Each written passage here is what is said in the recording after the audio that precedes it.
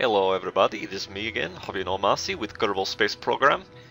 I'm making another Kerbal Space Program video because I like this game and I want to do two things today. I'm going to initiate the Super Havin IVA to Moon challenge, but I'm also going to create a tutorial for how you can do it, because it is very possible, and not only very possible but very easy. Okay, this challenge is simple.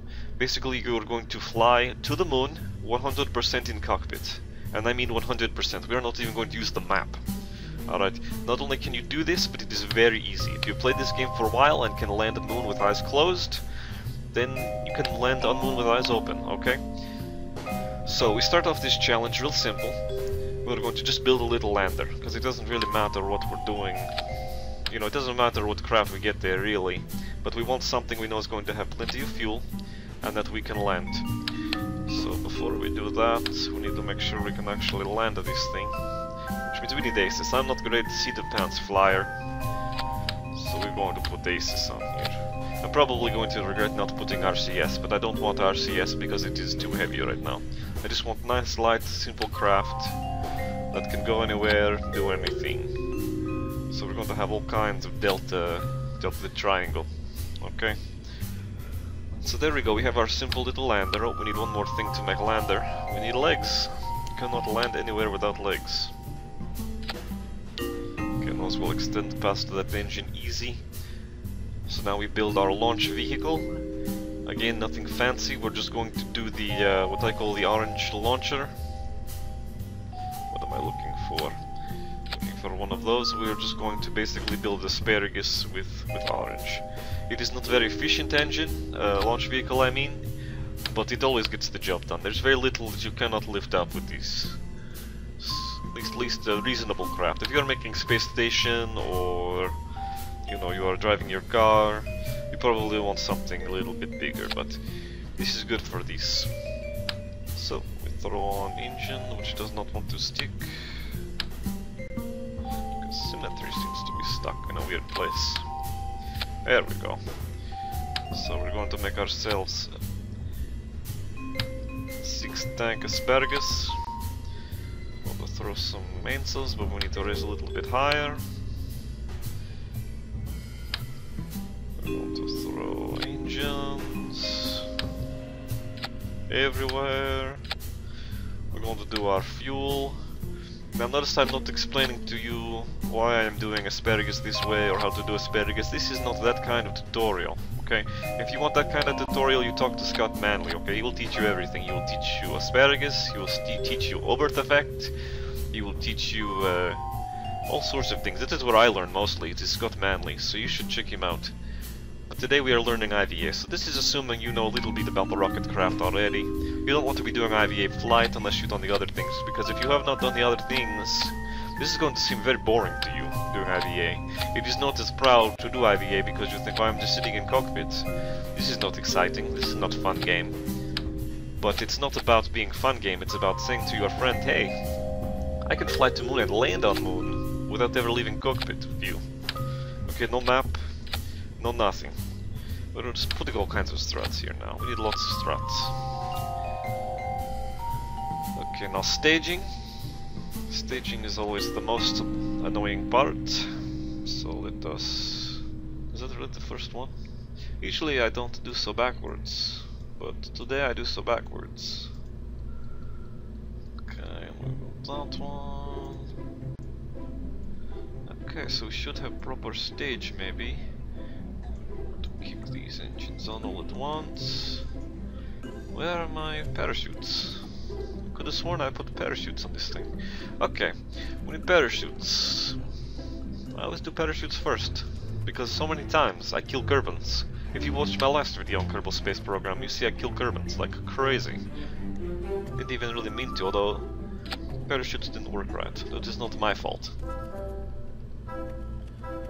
Okay, so it looks like we have pretty good rocket. Let's put some stabilizer clamp, just to make sure we don't break apart on runway.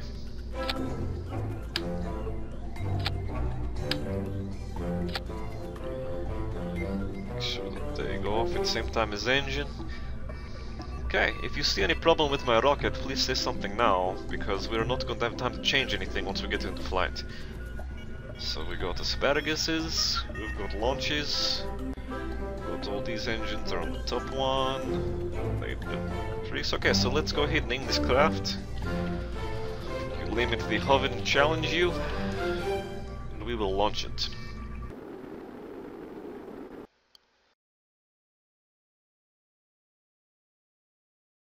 I want you to look at this rocket very quickly. Make sure I did not make any cheaty mod to it. No smoke mirror, no mechanical jab button. You know, you hit the take me to moon IVA dock button. So now that you are satisfied that as I'm there, I'm not cheating on you. We're going to go ahead and get inside the cockpit. We will turn on our flight computer.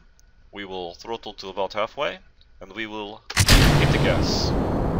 So first thing you're going to notice is nothing is happening. Okay, you hear loud noise, but you do not see anything. Okay, ground barely moving away from you.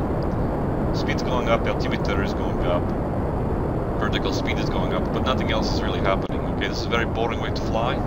You would think, you know, if this is brand new game to you, and you want to see fire come out, you want to see smoke come out, you think, why am I playing it this way? This is stupid. This is stupid, Havin, that I play this way. But this is why you play when you are good at this game. You need no challenge to land on moon without getting out of the cockpit. And you say, okay, now this is fun, because I cannot see anything. All the things I saw before that gave me, you know, direction, except for this thing. This thing will always be here, you need this thing. You know, they're gone now. I can't see inclination by looking at it. I've got to look at the nav ball, I've got to look at speed indicator up here. Like, I don't think really astronauts craft have that, but that is how we have to do it. We have to fly by seat of pants, mostly, except for races. So we want to do our gravity turn around 10,000 meters. This little line is your tens of thousands of meters. This big line there is your 100,000 or your regular thousands meters, and this one spinning around is just regular meters. Nice, let's get rid of this stage and we will turn to 90 degrees. 90 degrees pitch. Turn the flight computer back on, and we're just going to burn in this direction until we get out of atmosphere, pretty much. As you look at that, the sky is getting very black, we are getting to space. And this part is very easy. You were thinking to yourself at the beginning, okay, maybe IVA spaceflight is going to be very hard. But it is actually very easy, because you were looking at the same stuff. You were just looking at this thing, you were just looking at this thing, instead of, you know, the thing at the top. And it's all the same information. You don't really need to see rocket. So, okay, you think this is easy, and then you're thinking the whole thing is easy. Now I will turn off video, I will go do this by myself, and everything will be okay. And maybe it will be, maybe you are a very good pilot, but there's important stuff coming up, so stay tuned. Okay, don't jump the gun unless you want to, and that's what I would do. I would turn it off and say, okay, I figured out how to do a launch now, I will try rest by myself, and when I fail miserably, I will come back and see what the rest of the video is. You know. So we are now at 37,000 meters, that's pretty good. We're just about out of atmosphere. Now if we stop engine now, we would still get out of atmosphere. Okay, second to last stage of rocket.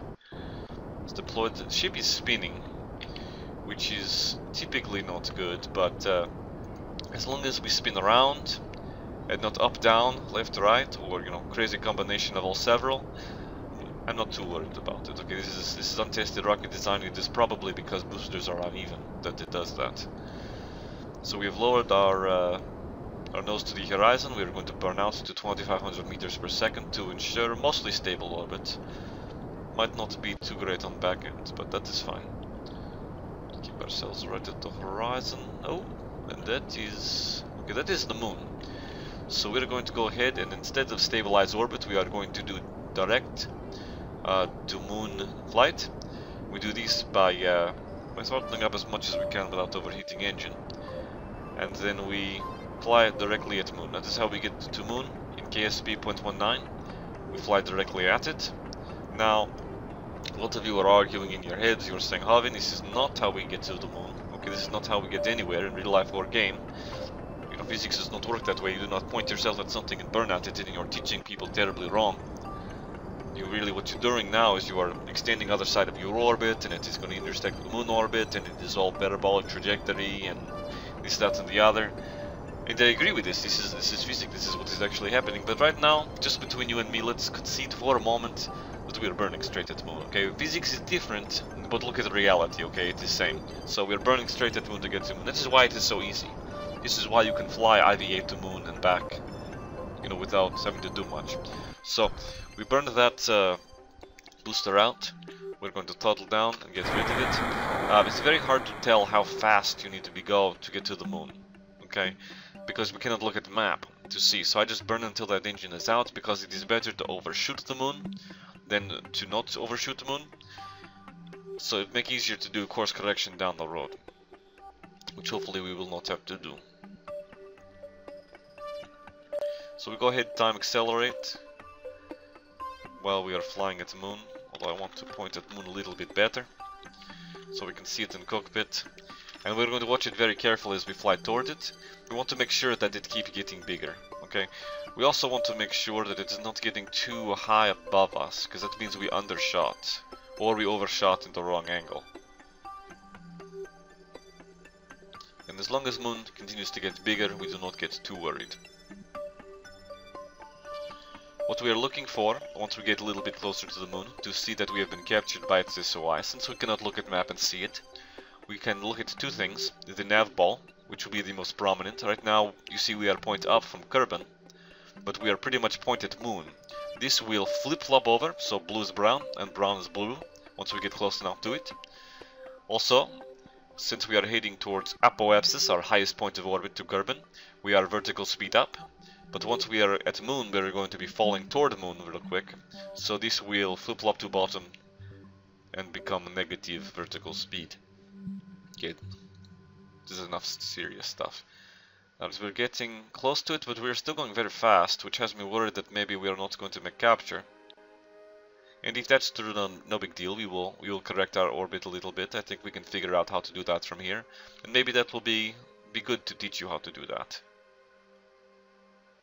Okay, I really don't want it to do that, because I want to look really smart, like I know how to do this first time every time.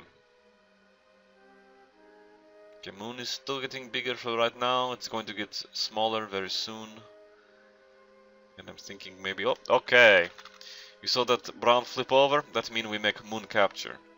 Okay, we're still going very fast though. We're dropping very fast though. So we're going to go ahead, and I know we want to look at the moon and say, oh, there's beautiful moon. That is where we are going. But we want to kill some of this velocity. So we're going to go ahead and point retrograde, which is actually right at Kerbin pretty much. Alright, and we're going to do two other things. We don't want to do it right now because we are not at the lowest point in moon orbit. We want to try and do it right at our periapsis, yes, our periapsis of lunar orbit, our lowest point. So we're going to watch this vertical speed dial. As it goes closer to 0, we know we are at periapsis.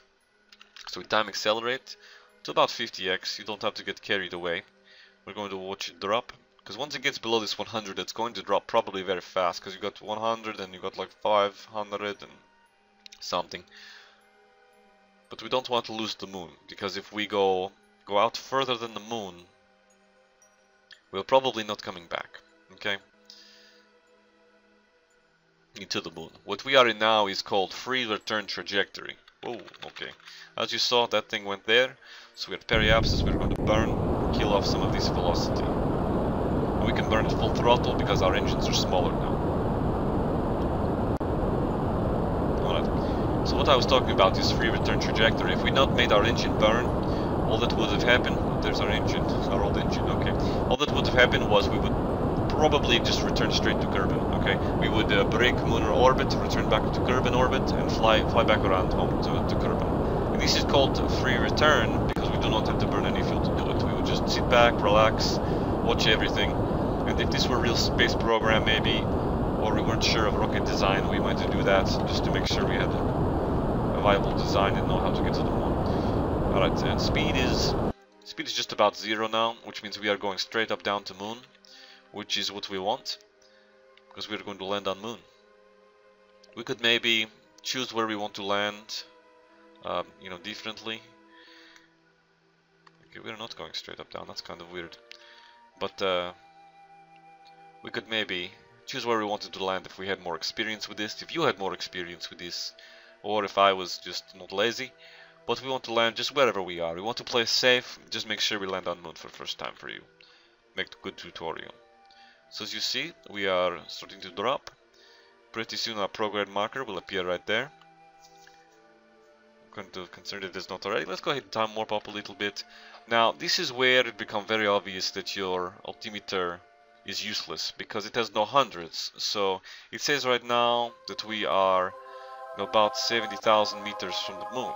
That is why music is playing, because we're at 70,000 meters from Moon. But we are not 70,000 meters from Moon, obviously, okay? Moon is not that small, okay? If we were at 70,000 meters right now, you know, Moon is just, you know, it is small, okay? I'm sorry if I'm making you dizzy. Oh, we're not. We're probably like 470,000 meters, 570,000 meters. So this is where common sense judgment comes into play, and you say, okay, am I 40,000 meters from Moon, or am I lots more than that? So let's go ahead and time accelerate up to about 100 meters per second. Well, not 100 meters per second, maybe 200 meters per second. So the Moon is getting bigger, and this is still good. We want Moon to get big, because Moon's going to get very big before we can land on it. And we just watch. Alright, so a little thing I want to get out of the way, I want to say, a little disclaimer. I said earlier that Scott Manley teach me, you know, asparagus and Oberth effect and other things. Okay, don't ask him about that, alright? So if you are a friend with him and you are having tea party with, you know, Scott Manley and stuffed animal, don't say, oh, so hey, Havin tells me that you teach him how to fly rockets, because he will not know what you're talking about, alright? This is not because I'm lying, alright? This is not because I am a hack that does not know rocketry and pretends he does and drops names that people will recognize. No, I watch his videos on the tube, you see, because he puts them there, and I think they're for everybody to watch. Alright, so I watch them and I learn things from them. Right, and I don't tell him, I don't leave comments. The Havin watch this video and learn to make spaceflight. I don't hit the like button because I'm John's asshole. I just you know, I watch him, I learn. I don't tell anybody until now. This is a big secret, so don't ask him, okay? And then he says no, and you say, oh, Havin is a liar. I'm going to go on his video and troll him and tell every of my friends that he is useless, because that is not appropriate. So I'm playing with time warp right now because I want to get close to Moon, but not so close to Moon I smash into it. Lots of people would quick save at this point, and that is what you should do. But I'm not going to do it because we are going to do it all in one, first time, every time. Okay, so we're now at 330 meters per second. The Moon is getting pretty big on our screen. I want to be very careful, cautious, not to smash into Moon, but at the same time I want to have enough fuel to get home. So we're going to go ahead and we're going to point away from the Moon right now real quick, and we're going to kill off some of this speed, so we have a little bit more time for judgment making. This one is getting pretty big, so we burn our engine in retrograde vector. Okay, not Valhalla vector, like some would have you believe. And we watch this speed. We want to bring down to about 100 meters per second, because we're not that close to Moon. The way you got to figure it, okay, is you want to give yourself enough time to react for when you get close to Moon. And what we are going to be paying real close attention to the Moon landing, okay, is this gauge right here. This is our radar altitude, alright? Unlike this altitude, which tells us altitude from sea level, this gauge tells us altitude from actual ground below us, okay? It uses a radar, it points at it and the thing is bounced off and come back, and you cannot see it, but this is 3,000 meters here. So once we get below 3,000 meters, we can use this radar altitude to help us land, and it will be very important. But we have to make sure that when we get to 3,000 meter, that we are going slow enough that we don't just see this thing whip down to zero and kill us. Okay, so right now it is 3,000 meter.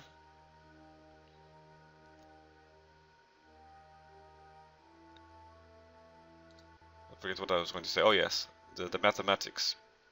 So if we're going 100 meters per second and this thing starts to move because we are at 3,000 meters, then we know that we've got 30 seconds reaction time. Okay, 3000 divided by 100, 30 seconds to figure out what's going on and stop it. And that might be enough time, it might not be. Okay, but we'll time warp again and get through another 100,000, because this is not where we're at. Okay, right now we're going to do another burn, 200,000 meter. We're again playing very cautious, very safely for first moon landing. We have plenty of fuel, you do not need to worry. It is actually very easy to get back to Kerbin from moon. Right, we're back down to 100 meter. We want to keep looking at moon because we are flying by sight, using common sense to see if we are close enough to moon to be terrified. Go ahead and do the 10x time warp. So we're really dropping 1000 meters per second instead of 10.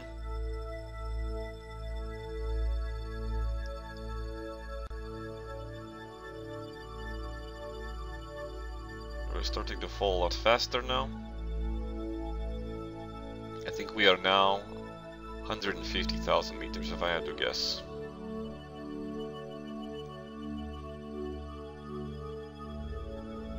So we're going to go ahead and let it get to 100,000 meters, and then we are going to slow down again.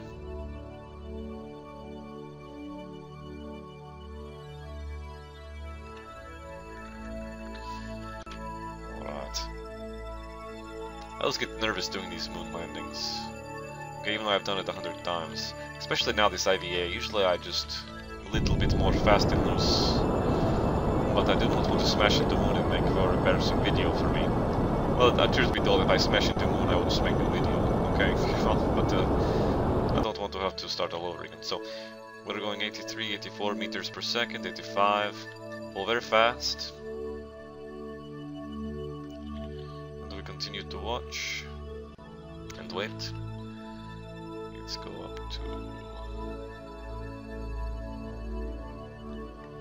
The moon is getting very big in our radar screen. Well, not our radar screen, our actual screen, because we are flying. See the pants. You know, it's very poetic, this moon landing. It reminds me of famous poems and inspirational things. Okay, probably you too. You know, it was Shakespeare. Okay, you say life is a stage, and we are all, you know, solid rocket booster, so, you know, in it. You know, no man is single stage to orbit flight plane unto himself. Right? We all need many working parts, lots of booster jets to help us through life. Right, and this is very important message sent by Kerbal Space Program to you to make your life better. Okay, do not push away, you know, the altimeter that will help you tell how high away you are from the moon. Okay, do not get angry that this gear light is on even though gear is retract. Okay, just go with it, adapt. Alright, make life what it's supposed to be to you, and if that's not good enough, then you make it work better. Alright, you take this altimeter that doesn't tell you really how far up you are, and you tell it to jam it in its crown hole. Alright.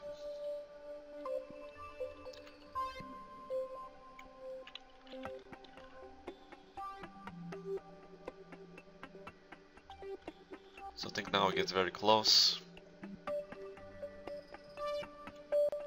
So we're not going to look at the moon anymore. We do not want it to see us coming at it. Okay, it is like bug bladder, beast or troll, alright? It thinks that if you cannot see it, it cannot see you. And it will just sit there. I apologize, I don't know what that was. I was about to start to say something, and then I decided not to say it.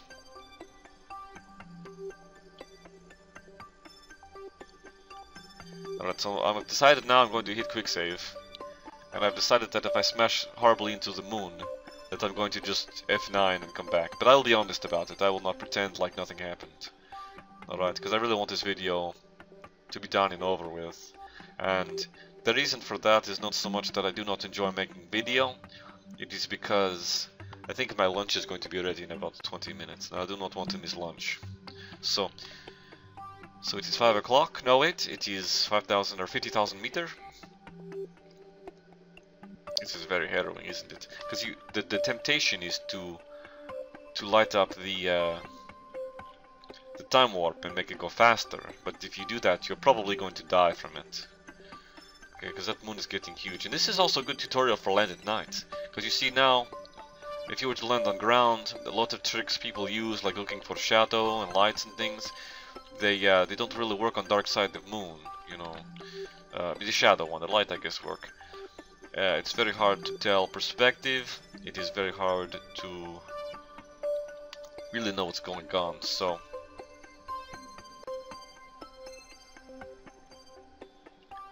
this way work in light side, it work in dark side, because you can actually see the moon when you're landing. Okay, you're looking at that and saying, Havin, how are you going to stop when you don't know where the moon is? Because we have this gauge. So this teaches you to land anytime. Go ahead, bleed off just a little bit of speed. We're using more fuel than I thought we would, than I really wanted to, but I think we can still get back home, no problem. The magic speed I think is 100 meters per second until you get down to about 10,000 meters. Yeah, let's go ahead and time warp just a little bit.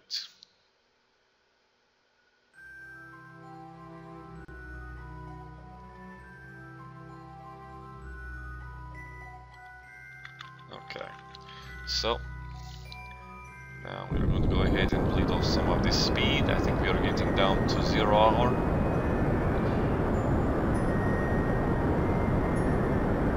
Down to magic 100. Alright.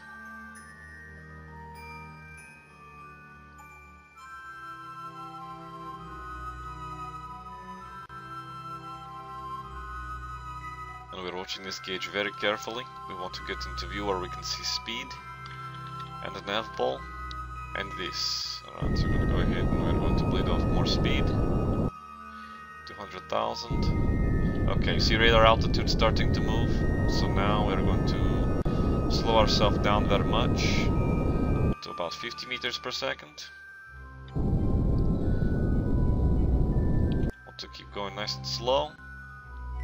So you figure 50 meters per second at 500 meters gives you 10 seconds of reaction time. It looks very in home stretch. It does not look very exciting, right? Okay? But it feels very exciting. You are very thinking, okay, I'm going to die probably.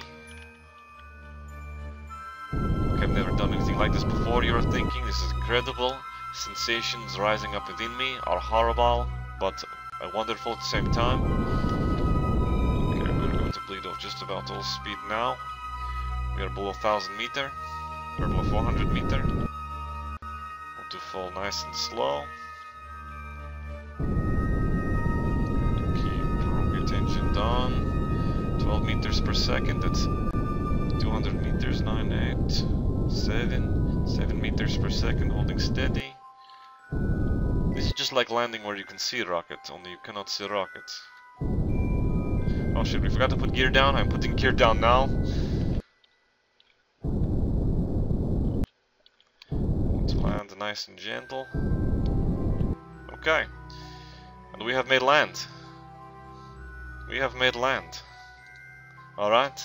It is very anticlimactic because there is no magical music or thing. But our speed is 0 meters per second, alright? Our vertical speed is 0 meters per second. Our altimeter is staying still. Our radar altitude is 0. It hit the C button, okay? And look outside. Look at that. If I put lights on, maybe it'd be a little more exciting.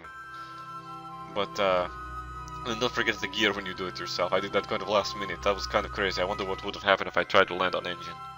Alright. But Jeb is on the moon, so we're going to EVA him because there's no point in going to moon and not EVA. So he's gonna let go. Fall a little bit, turn on his jetpack, and just jump around. Because you fly on the moon, you cannot not go to the moon and not touch it. You land gently on the surface. Look at this.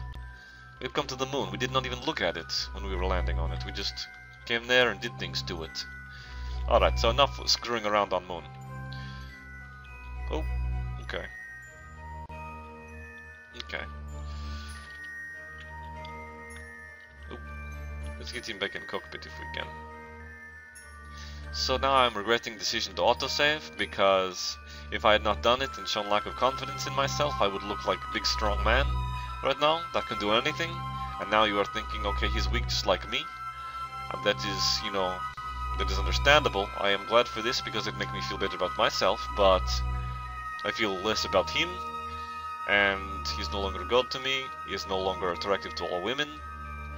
So that is what that is. But here's what we're going to do. I'm going to stop video now because I want to make sure that I can save it all. And we're going to hit the escape button right there, okay, and I'm going to stop video and I'm going to save it, and then I'm going to start new video for Moon back, but it's probably all going to be edited together to one video. So do not be scared if you see there's like another 10 minutes in video and, you know, I'm telling you the video stopped. Because this is not going to happen on mine, you're not going to see it, so stay tuned please. Alright, I'm not going to lie to you, I crashed the rocket. It was very funny, I blame a number of things, I say curse words in language that might not be American like me. But the problem was, and I meant to add it to video, it did record, but I could not quick load back to here with the recording program on because it captures F9 for pause button. So I had to shut it off, and instead of save video, because I am angry because I crashed rocket, I click through to cancel and delete everything. But take my word for it, it was very funny, you would have enjoyed.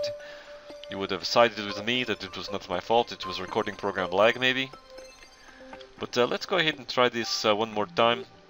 We're going to accelerate up. And we are going to turn northwise. Not northwise.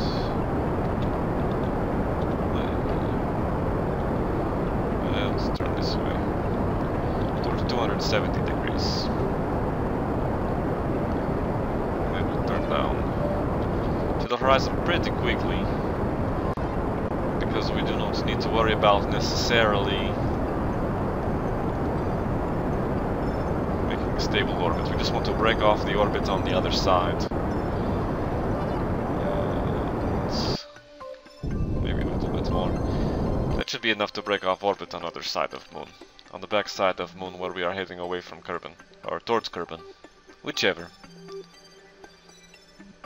So go ahead and time warp. I think I remembered where we land correctly. The goal is to break orbit on side of Moon that is retrograde from Moon, so that you break into Kerbin sphere of influence lower. But I think Kerbin is behind the Moon, so we can't really get a good look at it. We won't know what we're doing until it's terribly late. Go ahead and time accelerate. And okay, there's Kerbin. So, now what we want to do is watch Kerbin, make sure it gets bigger. It is going to be... There we go, that is much better. So, we point at Kerbin, and we are going to look for same change as we saw when going from Kerbin to Moon, but backwards. Now we are pointed at Kerbin, so when we make the change over, this should turn straight brown, more or less.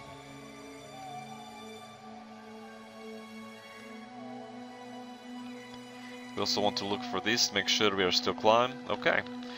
And we drop not because we are falling back to Moon, which is back there somewhere. Oh, there it is. We drop now because we are falling towards Kerbin.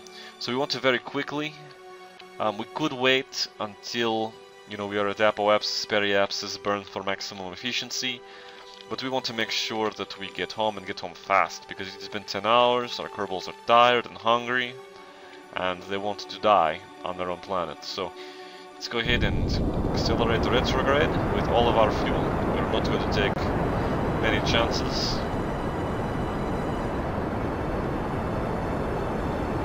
We're going to lower orbit as much as possible. Okay, we got it past to 0 there, and that guarantees we're going to land on Kerbin, because now we're going to be falling more or less straight down once we start to fall. Okay, and now we cannot lose from here. Alright, we have done it. We are successful mission. Okay? From this point on, everything we do is correct. Right? There's no mistake to be made from here. We could we could take apart craft right now, deploy parachute, alright, we would still live. We would still survive and be successful. We are now hero of Kerbal. This is a proud moment for you and I. We have come a long way. We have crashed a rocket maybe once, but we have become stronger. You know, it is funny you should mention that, because it's very hard to crash on Moon on takeoff, okay? Because there's not much gravity. All you really need to do is point nose up. So you should be rewarding me for doing the harder thing, crashing the Moon. I should get the Moon crash achievement right now, and never mention it again, please. There is no evidence. It happened. Okay, I deleted it. All right, so we're going to do the time warp again. And watch Kerbin get bigger, ever so slowly. Look how fast it spins. It will be many hours, I think, before we get there. We're now in flight hour number 13. In real life time, it's been like an hour. Look at this. Okay, we're landing on dark side of Kerbin, which is a shame. Kerbin is quite beautiful. You should get to see it in light time, but you can see that on your own. Today we are just going to land. Wonder if we will land in water. Does not look like we will. Whoa. Okay. Sorry, Kerbin got real big real fast. I'm used to Moon, watching the Moon this way, not Kerbin so much. So it felt like maybe we were going to die. Alright, so our altimeter is saying 70,000 meters. We're falling quite fast into the atmosphere. We're probably going to start to see some fire really soon. There it is, we're hitting re-entry graphics. Okay, right now we're going to go ahead and we're going to deploy. Oh, okay. So I went ahead and I hit the decoupler so that the rocket part would separate from the command pod and the parachute would deploy. But it killed us, so kind of melancholy right now. Was mostly successful mission, and Jebediah Kerbin is dead. This is a great tragedy for Kerbal kind. Also, that thing I said about not being able to fail kind of turned into a lie. I'm not really sure how we made it that far through the atmosphere that fast to get to 11,800 meter and not slow down at all. Look at that. 40 Gs we experience. 40 Gs. That is a lot of Gs, okay? That is a ridiculous amount of Gs.